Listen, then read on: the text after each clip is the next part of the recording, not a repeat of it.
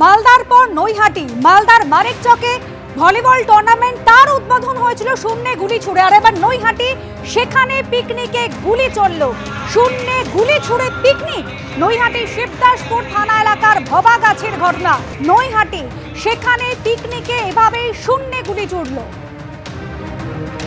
সমীরণ পাল আমাদের প্রতিনিধি রয়েছেন আমাদের সঙ্গে টেলিফোন লাইনে। সমীরণ, এ তো নৈহাটিতে এভাবে বাহুবলীদের আস্ফালন, শূন্যে গুলি চললো এবং সেটাও পিকনিকে।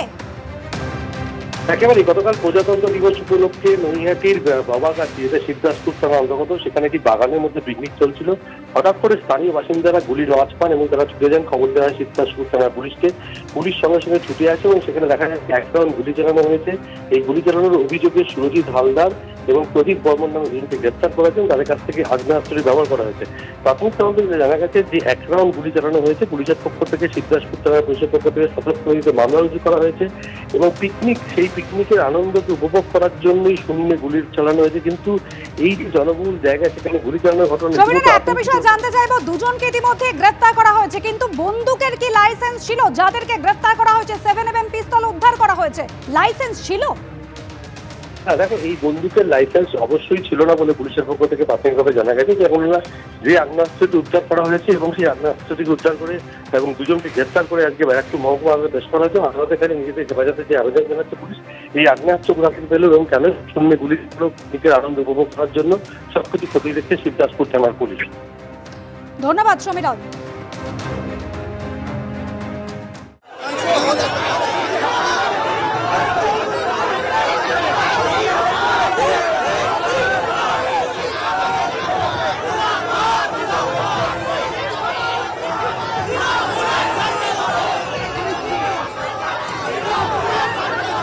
দিনের আলোর সময় পুলিশ করে, এরা কি করে? কোনো মহিলা পুলিশ ছিল না, এরা কি করে ধর্ষকদেরকে সাজা দেবে? এদের মধ্যে প্রত্যেকটা পুলিশের মধ্যে একটা করে পটেনশিয়াল রেপিস্ট লুকিয়ে আছে। আমাদের উপর লাঠি চার্জ করেছে, আমাদের কমরেডদেরকে নিয়ে যাওয়া হচ্ছে, আমরা আটকেছি বলে আমাদের চুলের বুটি ধরে ওখান থেকে লাগিয়েছে।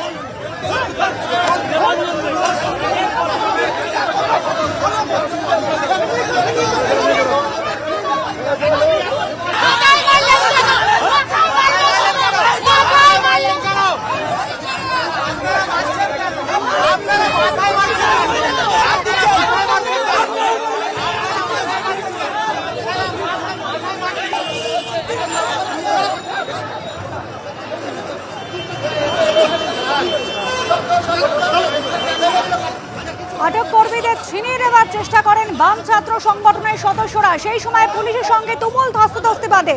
পুলিশের তরফ থেকে বলা হচ্ছে অনুমতি ছিল না। যে মিছিল করে তারা বিকাশ ভবনে যাচ্ছেন, অনুমতি না নিয়ে তারা কোনোভাবে বিকাশ ভবনে ঢুকতে দেবেন না এসএফআই সমর্থকদের। যদিও এসএফআই কিন্তু তাদের দাবিতে অনড়।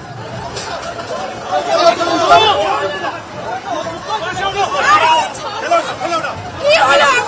আরে আমরা কি ক্রিমিনাল নাকি? আমরা কি ক্রিমিনাল? আমরা তো নিজেদের কথা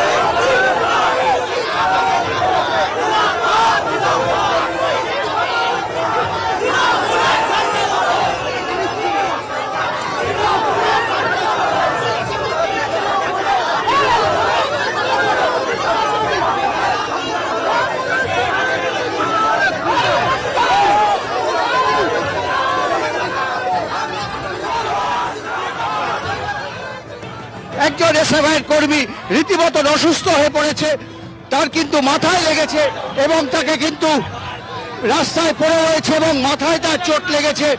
এখানে পুলিশের লাঠিচার্জ এবং তার ফলে সে অসুস্থ হয়ে পড়েছে। আমরা এখানে তৃণমূল সরকারের শিক্ষা দপ্তরের বিরুদ্ধে ডেপুটেশন দিতে এসেছিলাম। আমাদের কমরেডদের মেরেছে, বুকে ওর লাঠি লেগেছে, এখন শ্বাস নিতে পারছে না ছেলেটা, ক্রিটিক্যাল অবস্থা। আমরা ওকে প্রাথমিক সেবা সূত্র করে হাসপাতালে নিয়ে যাবো। দালাল পুলিশ যারা আন্দোলন করতে যাচ্ছে তাদেরকে এভাবে মারছে আর কাটমানি ঘরগুলো ভিতরে ঢুকে বসে আছে। এভাবেই আমাদের সরকার চলছে।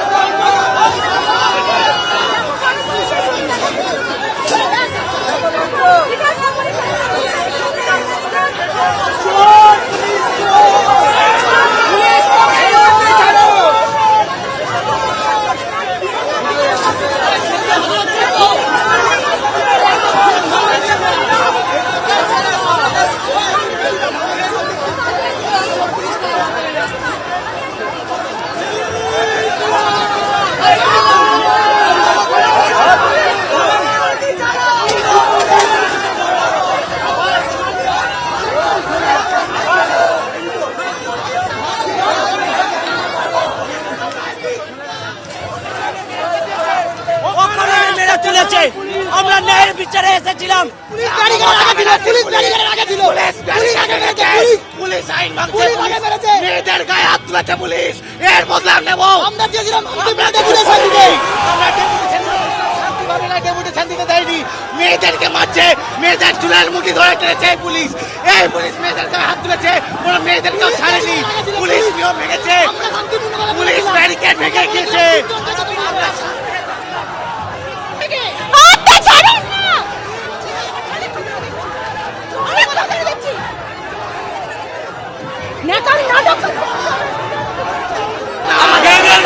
মেয়েদের গায়ে ছেলে পুলিশ হাত দিচ্ছে, মেয়েদের গায়ে ছেলে পুলিশ হাত দিচ্ছে।